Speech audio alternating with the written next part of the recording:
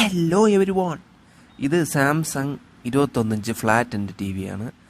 അപ്പോൾ ഇതിൽ സ്ക്രീനില്ല. അപ്പോൾ ഇതിലിരിക്കുന്ന ബോർഡ് ഒറിജിനൽ ബോർഡല്ല, ചൈനയുടെ ഒരു ബോർഡാണ്. ഇപ്പോൾ ഇവിടെ സ്ക്രീൻ ഫുള്ളാക്കി വെക്കുമ്പോൾ പോലും LOTയിൽ സ്ക്രീൻ ഫുള്ളാക്കി വെക്കുമ്പോൾ പോലും ഇവിടെ സ്ക്രീൻ വരുന്നില്ല.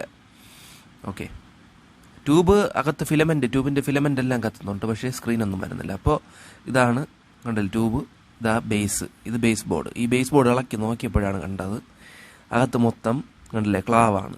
ബേസിൻ്റെ അതായത് ഫോക്കസ് പിന്ന് ഒടിഞ്ഞത് അകത്തിരിക്കുകയാണ്, മൊത്തം ക്ലാവ് കയറിയിരിക്കുന്നത്. എങ്ങനെ കയറിയെന്നൊന്നും അറിഞ്ഞുകൂടാ.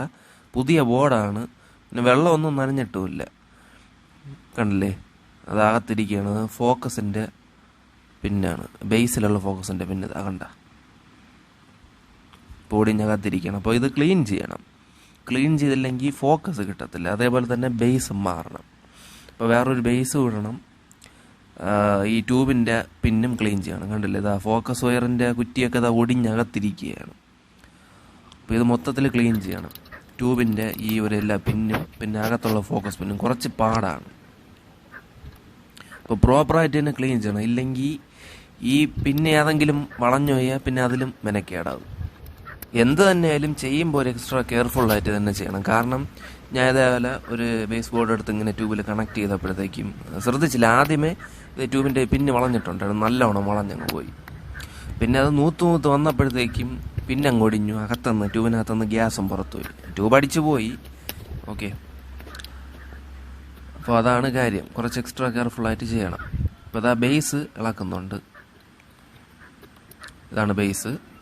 അതാ വേറൊരു ബേസ് ഇട്ടിട്ടുണ്ട്. കറക്റ്റായിട്ട് ആ ഒരു ഫോക്കസ് പിന്നെ നല്ലോണം ചെത്തി സോൾഡർ ചെയ്ത് ആ ബേസിനകത്ത് കണക്ട് ചെയ്യണം. അതായത് സോൾഡർ ചെയ്ത് വെക്കണം ബേസിനകത്ത്. അപ്പോൾ അതാ ബേസ് ഇട്ടു, സോൾഡർ ചെയ്ത്. അപ്പോൾ ഈ വീഡിയോ കാണുന്നവരെ ജസ്റ്റ് ഒന്ന് ലൈക്ക് അടിക്കാൻ മറക്കല്ല. അതേപോലെ തന്നെ സബ്സ്ക്രൈബ് ബട്ടൺ താഴെ ഉണ്ട്, അതിലൊരൊറ്റ ഞെക്കി സബ്സ്ക്രൈബും കൂടെ ചെയ്ത വലിയ ഉപകാരം. അപ്പോൾ ഇവിടെ ദാ ബേസ് എല്ലാം കൃത്യമായിട്ട് സോൾഡർ ചെയ്ത് വെച്ചിട്ടുണ്ട്. ഇനി പയ്യെ അങ്ങ് TV ഓൺ ചെയ്ത് നോക്കാം കറക്റ്റായിട്ട് സ്ക്രീനും എല്ലാം വന്നിട്ടുണ്ടോ എന്ന്. അപ്പോൾ അതാ TV ഓൺ ചെയ്തിട്ടുണ്ട്. കറക്റ്റായിട്ട് ഇതാ TV ഓണായി വന്നിട്ടുണ്ട്. പിന്നെ ചെറുതായിട്ട് ഫോക്കസ് ഔട്ടുണ്ട്, അത് LOTയിൽ അഡ്ജസ്റ്റ് ചെയ്ത് വെച്ചാൽ മതിയാവും. LOTയിൽ 2 ഇതാണുള്ളത് അഡ്ജസ്റ്റ് ചെയ്യേണ്ട. പിന്നെ അത് ഒന്ന് ഫോക്കസിൻ്റെയും ഒന്ന് സ്ക്രീനിൻ്റെയും. ഇവിടെ ഫോക്കസ് അഡ്ജസ്റ്റ് ചെയ്യാം, കാരണം സ്ക്രീനിന് വേറെ പ്രശ്നമൊന്നുമില്ല, ലൈൻസും കാര്യങ്ങളൊന്നുമില്ല, എല്ലാം പക്കയാണ്. അപ്പോൾ ഫോക്കസ് പയ്യെ LOTയിൽ അഡ്ജസ്റ്റ് ചെയ്യുന്നുണ്ട്, കറക്റ്റ് ഫോക്കസ് ആയിട്ടുണ്ട്. അപ്പോൾ വീഡിയോ കണ്ടുകൊണ്ടിരിക്കുന്നവർ ലൈക്ക് ചെയ്യാനും സബ്സ്ക്രൈബ് ചെയ്യാനും മറക്കല്ലേ. Thank you for watching.